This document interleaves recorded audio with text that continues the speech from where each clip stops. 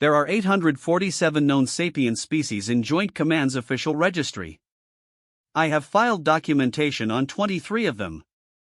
I survived a border skirmish at Grenfell Station with 4 fractured sensory filaments and a ruptured secondary lung. I have produced, in 14 years of active service, 247 field reports, 61 incident assessments, 9 formal complaints, and 1 classified incident summary involving a Garathi diplomat that I have been legally prohibited from ever describing to anyone. I thought I understood people. I thought I understood the shape of minds different from my own, how wide the gap between species could run, how much strangeness one trained officer could absorb and still function. Then, Joint Command assigned me to the Cohabitation Pilot Program. Then, they assigned me to Sergeant Mara Ose. 6 weeks in. 14 hours deep into a shift that should have ended at midnight. Cold broth in one hand, 17 pounds of review materials under the other arm, and a door I should have knocked on first but didn't. What was on the other side of that door didn't make it into my official report. It made it here. And, I need you to understand something before we begin, what I saw wasn't dangerous. It wasn't violent. The Joint Housing Committee reviewed my petition for reassignment and denied it, and, in their response letter they used the phrase culturally incongruent but non-threatening, which tells me everything I need to know about how well they read their own documentation. What I saw was a person surviving. I just didn't have the word for it yet. I do now. I wish I didn't. The door was open. I need to establish, for the record, I opened it. I know I opened it.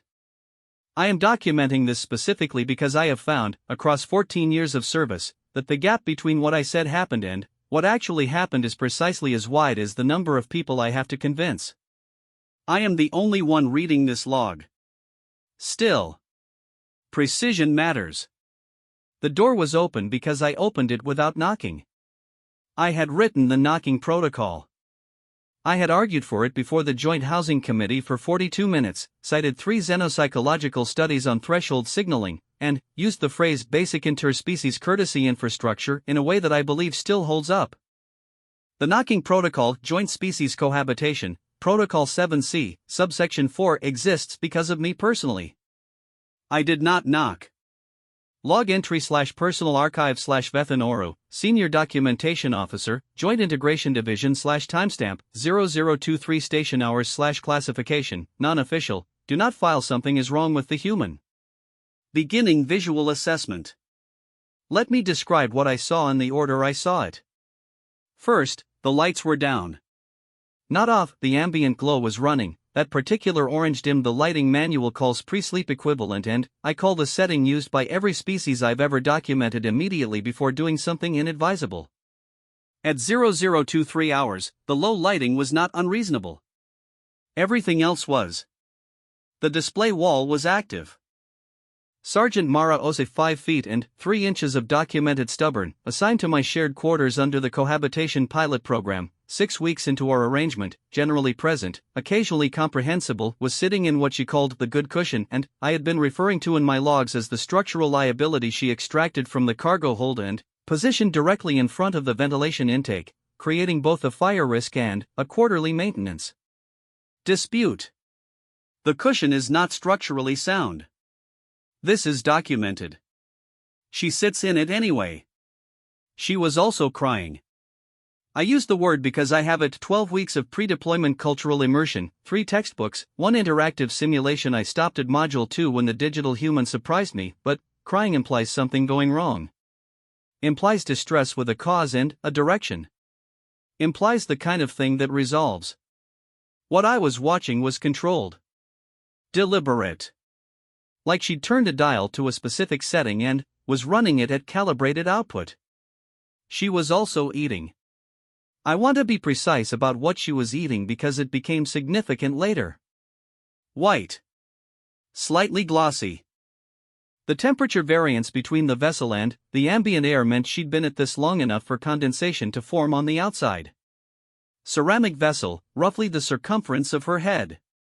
Small, flat tool, a shovel, basically, a tiny mouth shovel, and she was consuming the contents with the focused efficiency of someone eating field rations after a long day, except no soldier I have documented eats field rations while their eyes produce water.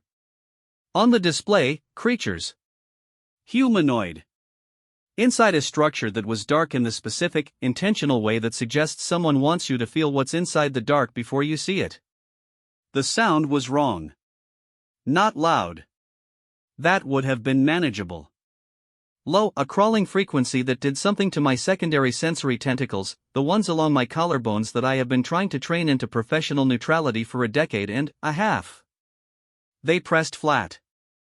They do that when threat signals come in. I cannot stop them.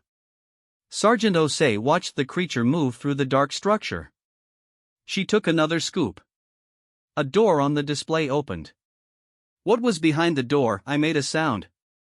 It came from the involuntary place. It was not a sound I would have chosen to make in front of a colleague.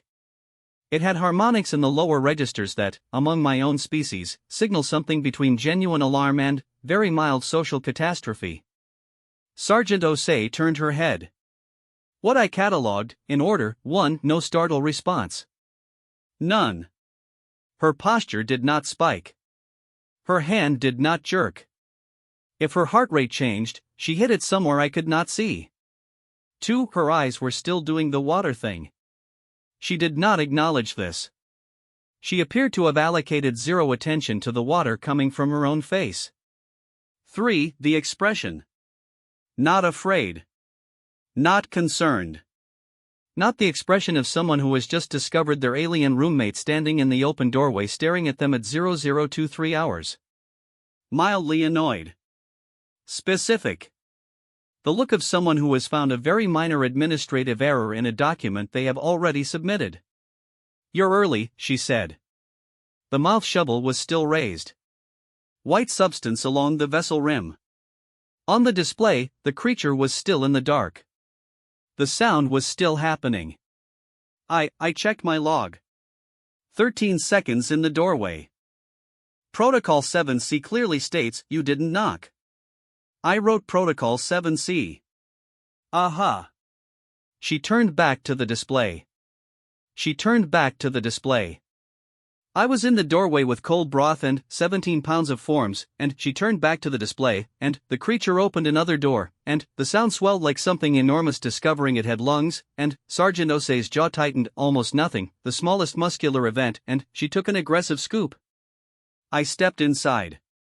I closed the door. Log entry / continued new hypothesis, she is unwell.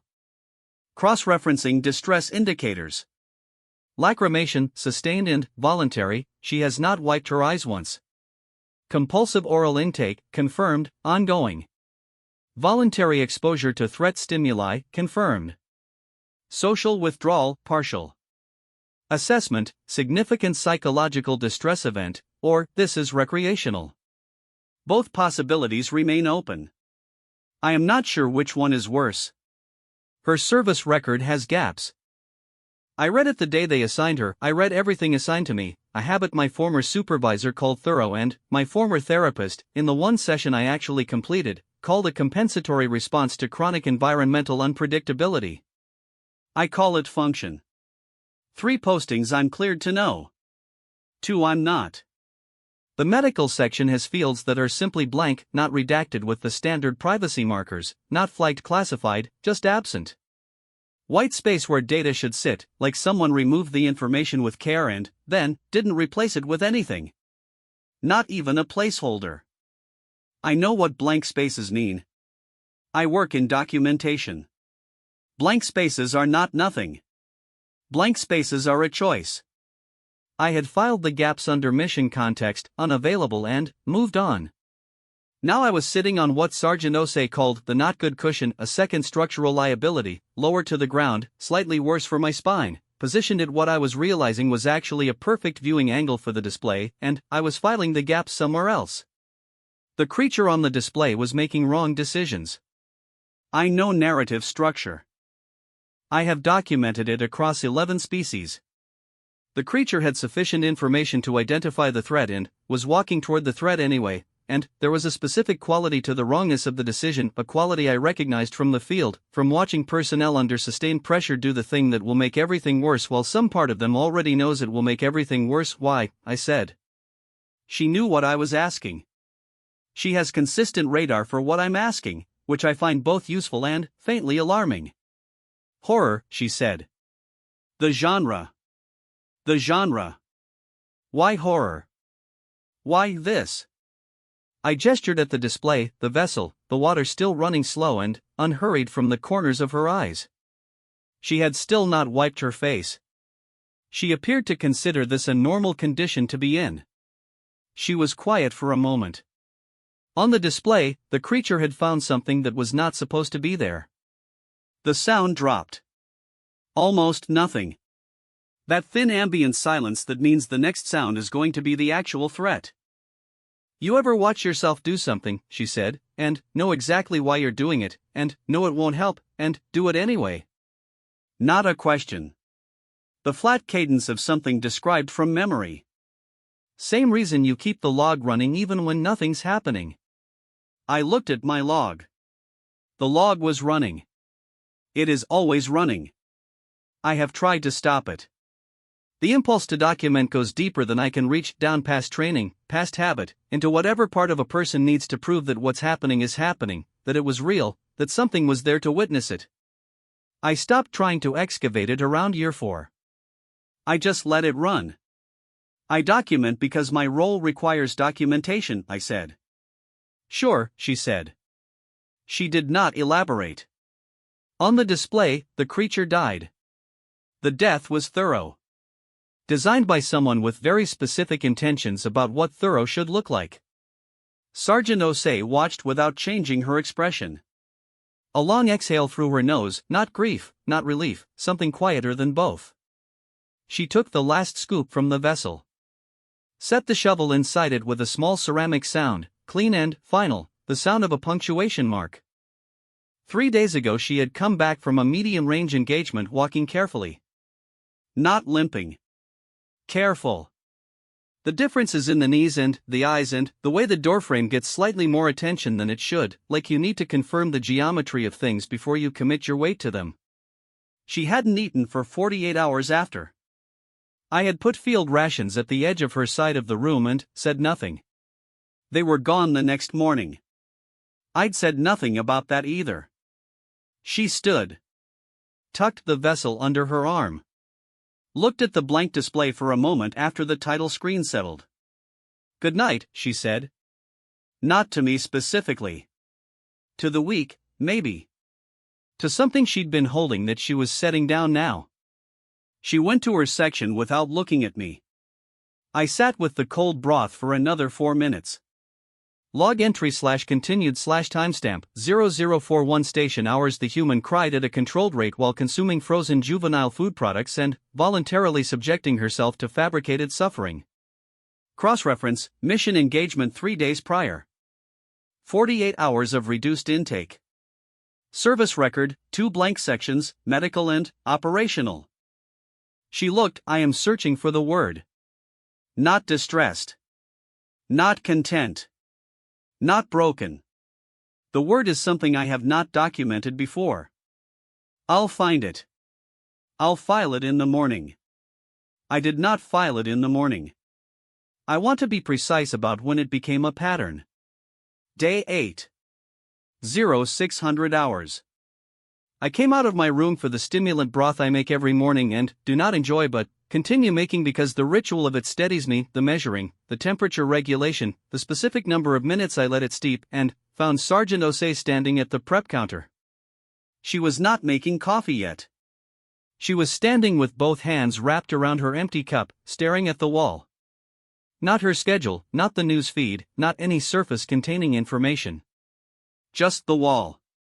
Steam from the heating element rising and going nowhere. Her eyes were open. The expression on her face was the one that appears on no cultural immersion simulation I have ever loaded, not grief, not exhaustion, not peace.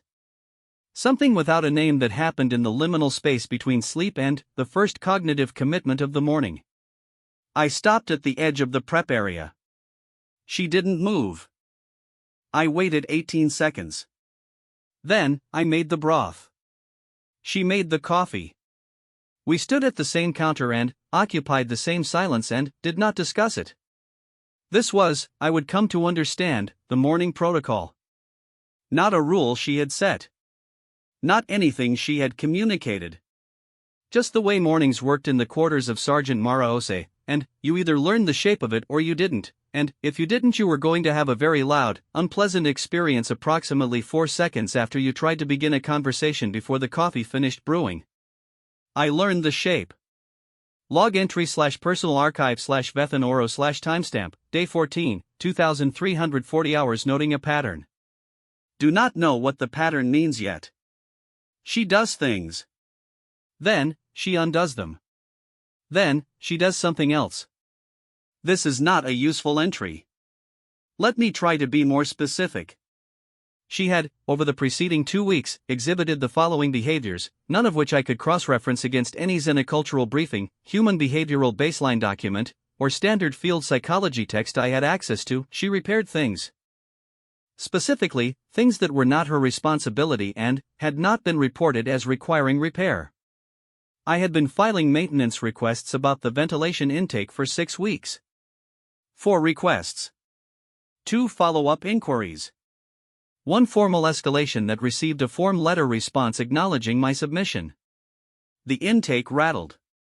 It rattled specifically during the pressure cycles at 0200 and 1400 hours, and the rattle had the particular frequency of something that was not yet broken but was practicing. On day 11, I came home to find Sergeant Ose cross-legged on the floor in front of the intake panel, which she had removed, with the contents of the ventilation unit's inner casing spread across the floor in a configuration that appeared, to my undocumented eye, catastrophic. That's disassembled, I said. Observant, she said. She had no tools. Not the official ones. She had a flatware knife from the prep unit, a length of conductive wire she had extracted from somewhere I did not ask about, and a small handheld light she held between her teeth when she needed both hands.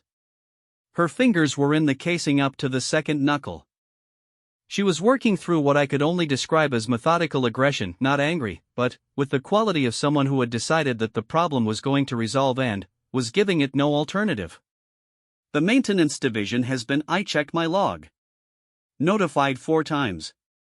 The maintenance division, she said, teeth still around the light, has been informed 4 times that there's a rattle. They're going to respond when the rattle becomes a full pressure failure. She did something inside the casing that produced a metallic click. I'm not waiting for the full pressure failure. I watched her work. This should not have been absorbing. The reassembly of a ventilation intake is not, by any reasonable metric, compelling content. I have documentation protocols to complete. I had a cold broth getting colder at my elbow. I had 4 unread priority messages from Joint Integration about the Grenfell Station follow-up report that I had been drafting for 11 days. I watched her work for 47 minutes. She did not use a single component that had not already been present in the unit. She did not reference any schematic. She made, to my count, 2 wrong decisions, inserted a connector incorrectly, ran a wire across a contact it should have bypassed, caught them both before committing, and corrected them with the same unhurried focus she'd brought to the ice cream and the horror movie and the morning wall staring. The rattle, when she reassembled the panel and restored power, was gone. Clean pressure cycle. Both of them. How did you know how to do that? I said. She wiped her hands on the back of her pants. Stood up. Picked up the flatware knife and put it back. I didn't, she said. I figured it out. Log entry / continued. She figured it out. I have been filing requests for 6 weeks. She figured it out in 47 minutes using a knife and wire she shouldn't have had. Beginning to suspect that the blank spaces in her file are not absences. Beginning to suspect they are load-bearing. On day 17 she received her deployment orders. I know because I heard her read them. Not because I was listening. I was at my workstation, processing the Grenfell documentation I had been putting off, and the walls of Joint Species quarters are not, by any structural standard, private. She read them once, quietly. Set the comm unit down. Was silent for 23 seconds. Then, she went to the storage locker and started pulling her kit. I did not ask. She did not offer. I sat at my workstation and processed documentation while she packed with the quiet efficiency of someone who has done this often enough that their hands know the order without consulting any other part of their body. She left at 0500 the next morning. I know because the door woke me. A single soft sound, the pressure seal releasing, and then nothing. Log entry /day 18, 0502 hours she's gone. This is not unusual. This is the nature of her assignment. This is documented and expected. The ventilation is quiet. Beginning the Grenfell follow-up report. I did not begin the Grenfell follow-up report. I documented the empty room for 6 hours, which is not a useful activity and which I am including here because the log is non-official and I have decided that this particular document will contain the things I actually did rather than the things I was supposed to do. The cup she uses for coffee was still on the counter. She'd left it there. It still had a half-inch of cold coffee in the bottom. I did not move it. She was gone for 11 days. I am not going to document those 11 days in detail because they did not contain anything worth detailed documentation. I processed the Grenfell report. I attended 2 joint integration briefings. I drank the broth. I stood at the counter in the mornings and discovered that the morning protocol only works with 2 people observing it, and that without the other person maintaining the silence on their side, the silence is just empty. She came back on a Tuesday. I know it was a Tuesday because I had been counting. She came through the door at 1800 hours. Walking carefully. The same geometry-checked doorframe, floor, the particular angle at which she lowered her kit onto the standard issue storage rack rather than dropping it, like she was conserving something. Her face had the flatness of profound tiredness, not the surface kind, not the kind you sleep off. She did not acknowledge me.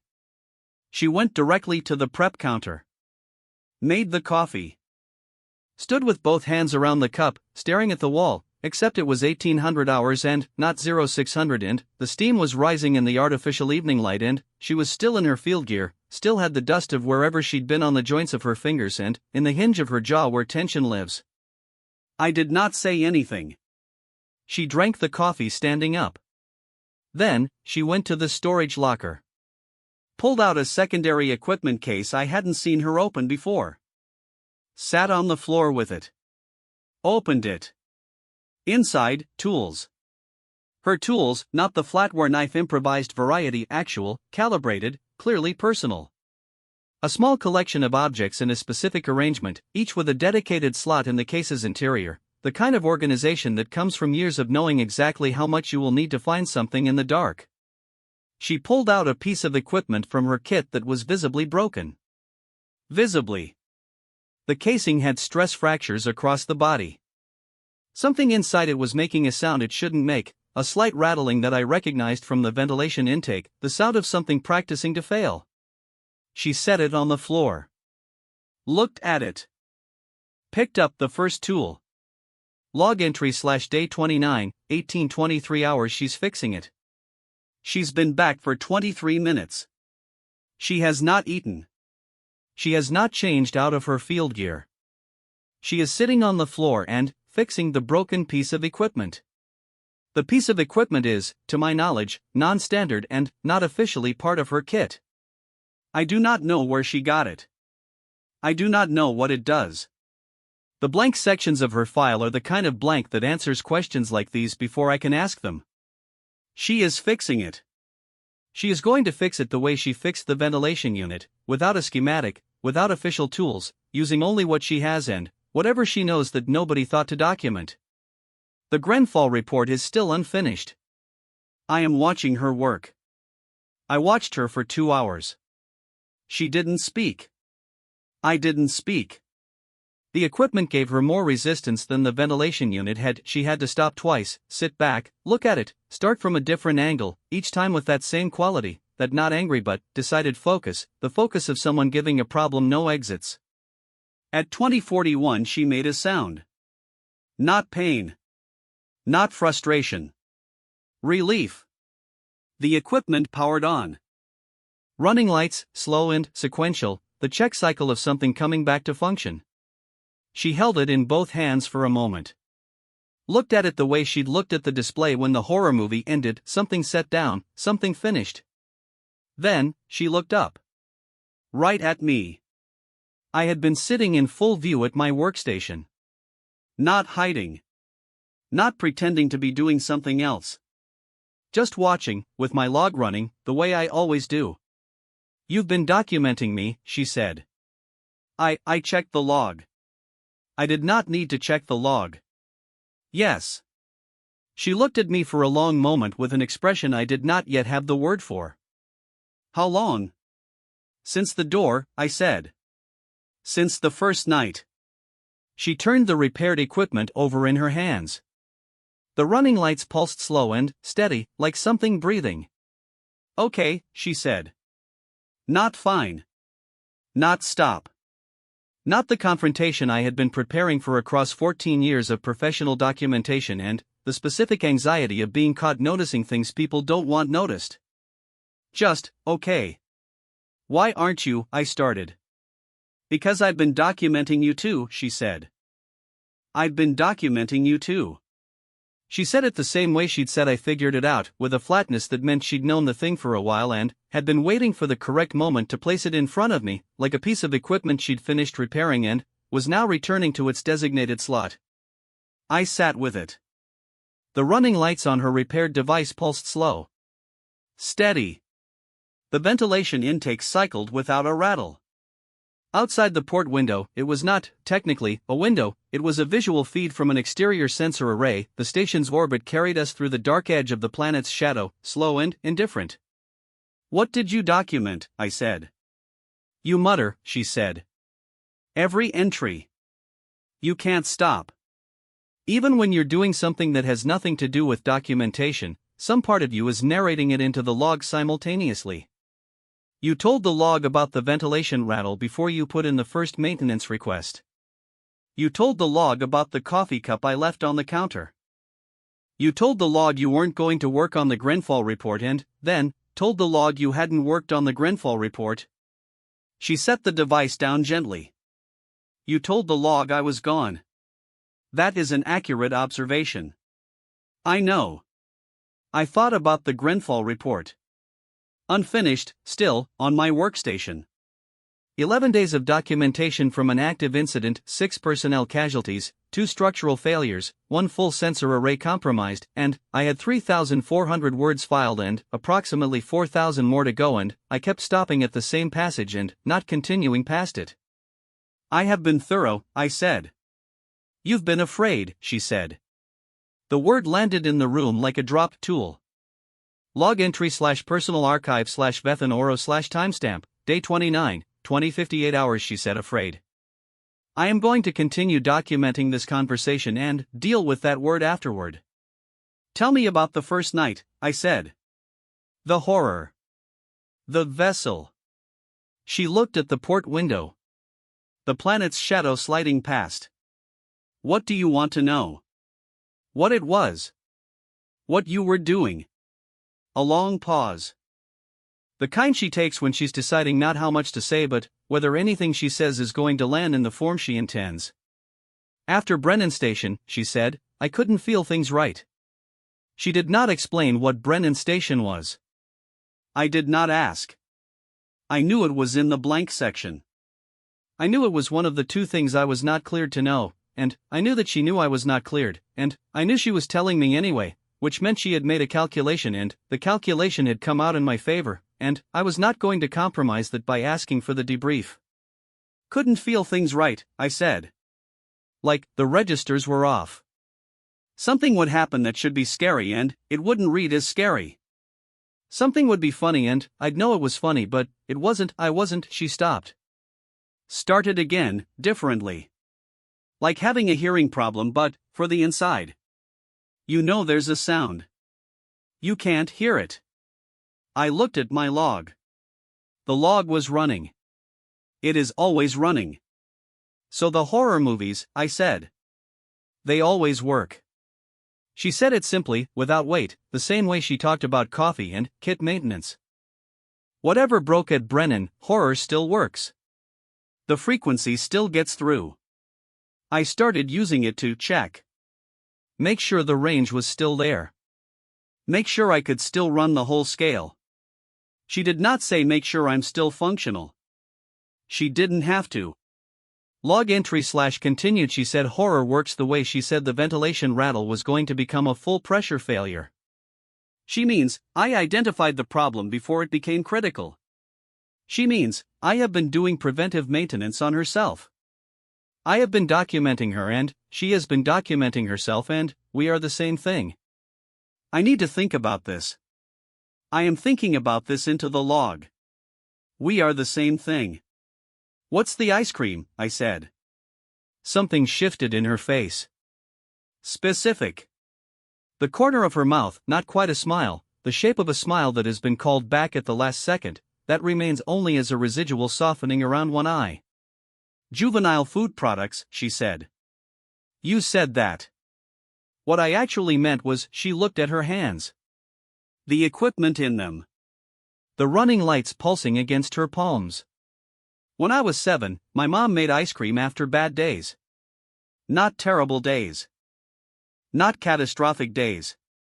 Just, she turned her hands over once, a small gesture, a shrug executed by the wrists. Bad days. Normal bad. The kind that don't go in any file because they're just the texture of being alive and things not going right. I waited. I eat it when the weak wins, she said. But, what I mean is, I eat it when I need to remember what normal bad feels like. What survivable feels like. As opposed to, she stopped. As opposed to the other kind. The kind that goes in the blank sections. The kind that leaves medical fields empty. I looked at the port window. The planet's shadow had passed. We were in the full reflected light now, the slow blue wash of it coming through the sensor feed, and it made the room different, quieter somehow, the way rooms become different in the presence of light you hadn't expected.